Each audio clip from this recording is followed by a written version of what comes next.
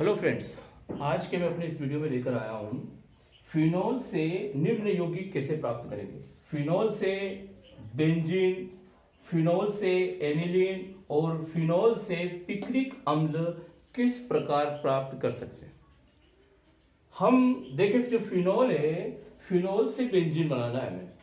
जो फिनोल होता है, फिनोल में बेंजीन की रिंग के साथ में हाइड्रोक्सिल OH क्रियात्मक समूह जुड़ा हुआ होता है। अर्थात फिनोल का रासायनिक सूत्र होता है C6H5OH। ये फिनोल है। इस फिनोल से हमें बेंजीन बनाना है। बेंजीन बनाना है अर्थात ये बेंजीन की रिंग, ये बेंजीन बनाना है C6H6। इससे स्पष्ट है कि हमें ये फिनोल की जो रिंग है, इसमें जो हाइड्रोक्सिल OH क्रियात्मक समूह जुड़ा है, इसमें से इस ऑक्सीजन को हटाना है, जिससे वो बेंजीन में कन्वर्ट हो जाए। इसके लिए जो फिनोल है, फिनोल की अभिक्रिया जेडेन धातु जिंक चूर्ण से की जाती है। फिनोल और जिंक चूर्ण को आपस में मिलाकर मिश्रण बनाकर उसे गर्म किया जाता है। जब गर्म करते हैं तो ये जेडेन इस फिनोल में से ऑक्सीजन को प्रतिस्थापित कर देता है, प्रतिस्थापित करके और बनाता है जेडेन और जिंक ऑक्साइड। ठीक है, जिंक इस ऑक्सीजन के हटने से यहां पर बनता है बेंजीन।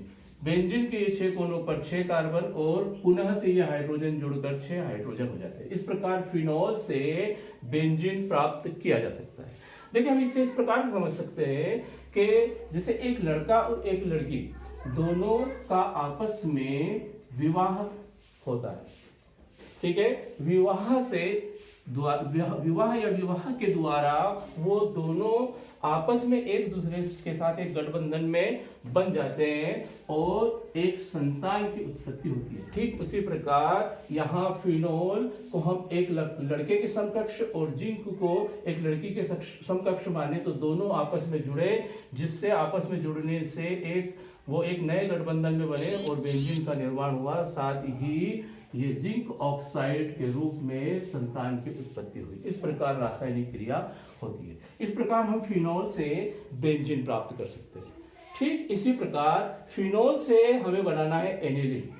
फिनोल से एनिलीन बनाना है तो देखिए आप, जो फिनोल है, फिनोल का जो सूत्र होता है वो फिनोल का सूत्र है C6H5OH। C6H5OH और इससे हमें एनिलीन बनाना है। हम जानते हैं कि एनिलीन का सूत्र होता है C6H5NH2। ये एनिलीन है, एरोमेटिक एमीन है। इस एनिलीन में मतलब बेंजीन की रिंग में इस पोजीशन पर NH2 एमीन क्रियात्मक समूह जुड़ा हुआ था। इस प्रकार फिनोल से हमें एनिलीन बनाना है, अर्थात इस हाइड्रोक्सिल क्रियात्मक समूह को हटाकर उसके स्थान पर हमें NH2 जोड़ना है। तो स्पष्टतः दिखाई देता है हमें कि हम इसकी अभिक्रिया करवाएंगे अमोनिया से। अमोनिया से इसकी क्रिया की जाती है। ये जो अभिक्रिया होती है उच्च ताप 573 केल्विन और उच्च दाब पर संपन्न होती है और इस क्रिया में फिनोल के साथ में अमोनिया मिलाकर ZnCl2 जिंक क्लोराइड को उत्प्रेरक के रूप में लिया जाता है। तो जब फिनोल और अमोनिया की क्रिया उच्च ताप 573 केल्विन और उच्च दाब पर जिंक क्लोराइड ZnCl2 की उपस्थिति में की जाती है तो इस अमोनिया से एमीन NH2 क्रियात्मक समूह का निर्माण होता है। ये NH2 समूह बनकर और OH को उसके स्थान से हटाकर स्वयं उसके स्थान पर जुड़ जाता है। हम देख रहे हैं यहां से OH क्रियात्मक समूह हटा और अमोनिया में से एक हाइड्रोजन बचा। ये OH और H मिलकर जल के एक अणु का निर्माण कर सकते हैं या करते हैं। यहां हम इसी प्रकार इसको समझ सकते हैं। एक लड़का एक लड़की दोनों गठबंधन में बंधे, दोनों आपस में गठबंधन के द्वारा जुड़ गए और संतान की उत्पत्ति हुई। इस प्रकार हम फिनोल से एनिलीन प्राप्त कर सकते हैं। फिनोल से पिक्रिक अम्ल कैसे बनाते हैं? फिनोल से पिक्रिक अम्ल हम किस प्रकार से प्राप्त करेंगे? देखिए, ये फिनोल बेंजीन की रिंग में हाइड्रोक्सिल OH क्रियात्मक समूह जुड़ा हुआ होता है, अर्थात फिनोल का सूत्र C6H5OH। फिनोल से हमको बनाना है पिक्रिक अम्ल। देखिए, पिक्रिक अम्ल में फिनोल के जो बेंजीन की रिंग होती है उसमें दूसरी, चौथी और छठी पोजीशन पर कुल 3 नाइट्रो NO2 क्रियात्मक समूह जुड़े हुए होते हैं, जिसे हम लिख सकते हैं 2,4,6 तीन नाइट्रो के लिए ट्राई नाइट्रोफिनॉल। इस 2,4,6 ट्राई नाइट्रोफिनॉल इसी को कहा जाता है पिक्रिक अम्ल।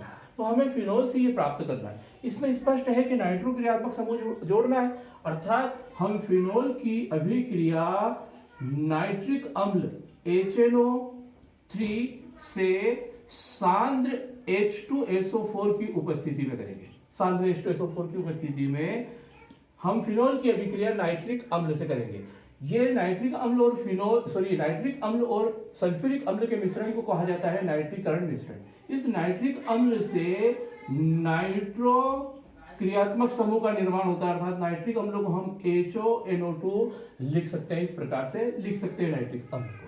तो ये नाइट्रिक अम्ल के तीन अणु अर्थात तीन नाइट्रो समूह फिनोल की बेंजीन की रिंग में जो दूसरी, चौथी और छठी पोजीशन है, इस पर तीन नाइट्रो समूह जाते हैं और तीन हाइड्रोजन को तीनों स्थान से हटाकर स्वयं उसके स्थान पर जुड़ जाते हैं, प्रतिस्थापित करके, जिससे इस बेंजीन की रिंग पर तीन नाइट्रो समूह जुड़ने से तीन हाइड्रोजन का विस्थापन हुआ है। तीन हाइड्रोजन और तीन हाइड्रोजन, ये टोटल 6 हाइड्रोजन, 6 हाइड्रोजन और 3 ऑक्सीजन, 6 हाइड्रोजन और 3 ऑक्सीजन मिलकर जल के 3 अणु का निर्माण कर लेते हैं। इस प्रकार 2,4,6 ट्राइनाइट्रोफिनॉल अर्थात पिक्रिक अम्ल बन जाता है। हम इसमें अगर तुलना करें तो फिनॉल को हम एक लड़के के तुल्य, नाइट्रिक अम्ल को लड़की के तुल्य मान सकते हैं। दोनों का गठबंधन होने से एक नए उत्पाद पिक्रिक अम्ल का निर्माण हुआ और एक संतान जल की उत्पत्ति हुई। हेलो फ्रेंड्स, अगर आपको मेरा ये वीडियो पसंद आया हो तो इसे लाइक करें, अधिक से अधिक शेयर करें और अगर अभी तक आपने मेरे चैनल को सब्सक्राइब नहीं किया है तो तुरंत सब्सक्राइब करें।